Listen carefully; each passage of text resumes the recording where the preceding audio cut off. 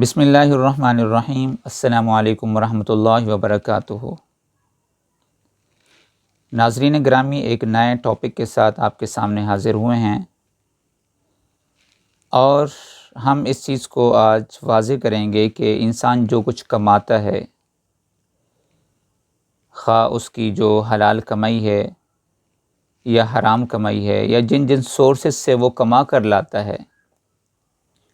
اگر وہ سورسز صحیح طریقے سے نہیں ہیں، شریعت کے مطابق نہیں ہیں، اگر کوئی شخص حرام ذرائع استعمال کرتا ہے اور رزق اپنے اور بچوں کے لیے استعمال کرتا ہے، تو اس کا امپیکٹ اس کے انفلوئنسز انسان کی لائف کے اندر، اس کے اثرات انسان کی زندگی میں کیا ہوں گے۔ ایک واقعہ آپ کے سامنے پیش کرتا ہوں کہ خالی ایک لقمے کا، حرام لقمے کا اثر کس قدر انسان کی زندگی میں ہوتا ہے اور کتنا مؤثر ہوتا ہے اور اس کے کیا نقصانات ہوتے ہیں۔ ایک خوبصورت واقعہ آپ کے سامنے پیش کرتا ہوں، سنیے گا، ہو سکتا ہے کہ میں اور آپ ہم اس پر عمل کرنے کی کوشش کریں۔ ایک مرتبہ حضرت ابراہیم بن ادہم رحمۃ اللہ علیہ، جو ایک بہت بڑے ولی اللہ ہیں، بیت المقدس تشریف لے گئے اور مسجد عمر میں، عمر رضی اللہ تعالی عنہ میں رات بھر عبادت کرنے کے شوق میں یہ ایک بورے میں چھپ کر پڑے رہے۔ ایک بورا رکھا تھا مسجد میں، اس میں چھپ گئے اور پھر پوری رات پڑے رہے، کیونکہ اس مسجد میں رات کو کوئی ٹھہر نہیں سکتا تھا، تو اس لیے انہوں نے اپنے آپ کو ایک بورے میں چھپا لیا۔ انہوں نے یہاں کئی راتیں عبادت میں گزار دی، لیکن نمازوں میں وہ مزہ نہ آیا جو پہلے آیا کرتا تھا۔ یہ روتے روتے بے حال ہو جاتے اور رب تعالیٰ سے توبہ اور استغفار کرتے کہ خدایا، اس ناچیز سے کون سا گناہ سرزد ہو گیا ہے کہ جس سے میری عبادت سے مزہ، جو میری عبادت میں ایک قسم کا مزہ ہوتا تھا، وہ جاتا رہا۔ اور اس بے کیفیتی اور اس بے چینی کی حالت میں 40 شب و روز گزر گئے، 40 دن گزر گئے، 40 راتیں گزر گئی اس بے کیفیتی کی حالت میں۔ ایک شب ابھی یہ بورے سے نکلے بھی نہ تھے کہ خلاف معمول مسجد کا دروازہ کھلا اور تقریباً 41 کمبل پوش جو کمبلوں میں لپٹے ہوئے تھے مسجد میں داخل ہوئے۔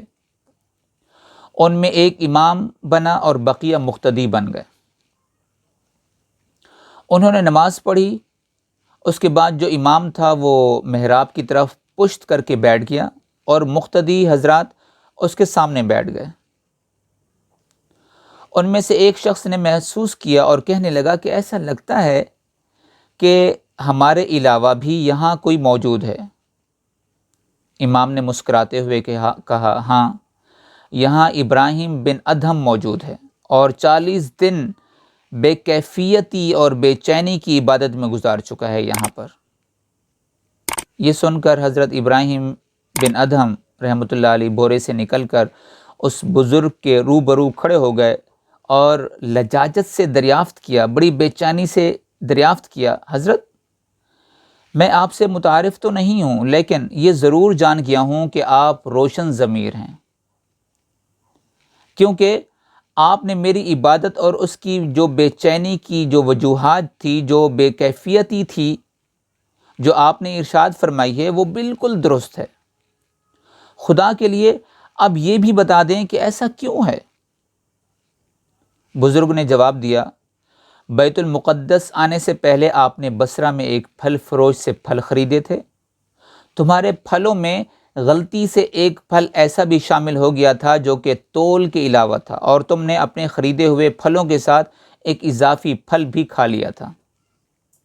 اور اب وہی پھل تمہاری عبادت اور اس کی لذت میں فطور پیدا کر رہا ہے، بے چینی پیدا کر رہا ہے، جو آپ کو عبادت میں مزہ نہیں آ رہا۔ اصل وجہ یہ ہے۔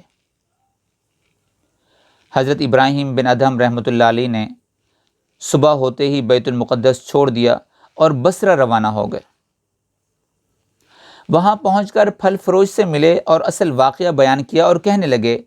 یا تو تم اس پھل کی قیمت مجھ سے لے لو یا پھر اسے معاف کر دو۔ پھل فروش حضرت ابراہیم رحمۃ اللہ علیہ کی اس کیفیت سے بہت متاثر ہوا، اس نے نہ صرف انہیں معاف کر دیا بلکہ سب کچھ چھوڑ چھاڑ کر حضرت ابراہیم بن ادہم کی ارادت مندوں میں، عقیدت مندوں میں شامل ہو گیا۔ سبحان اللہ،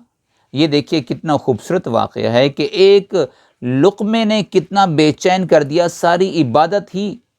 کا جو اصل مزہ تھا، روح تھی، وہ ختم ہو گئی۔ تو عزیزان گرامی، ہمیں بھی کوشش کرنی چاہیے کہ جن ذرائع سے ہمارا رزق آتا ہے، ہماری روزی آتی ہے، خواہ ایک لقمے کا جب اتنا اثر ہو سکتا ہے تو وہ صبح اور شام جو ہم استعمال کرتے ہیں، جو ہم کھاتے ہیں، اور وہ حرام ذرائع سے ہے، تو سوچ لیجئے کہ وہ ہماری زندگی میں کس طرح بے چینی پیدا کر سکتا ہے۔ تو میری دعا ہے اللہ تبارک و تعالیٰ سے کہ ہمیں بھی حلال رزق نصیب فرما اور اس پر عمل کی توفیق عطا فرما، آمین۔